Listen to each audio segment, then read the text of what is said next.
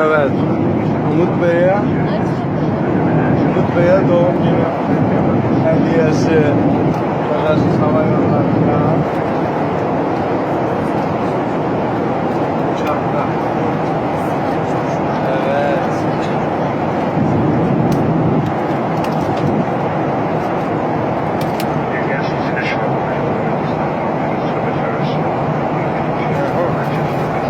Umut Bey'in doğum günü hediyesi.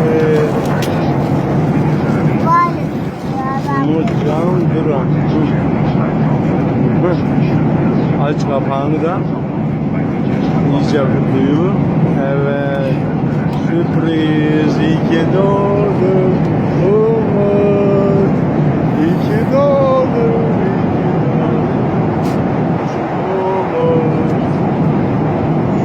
Umut Bey nasıl?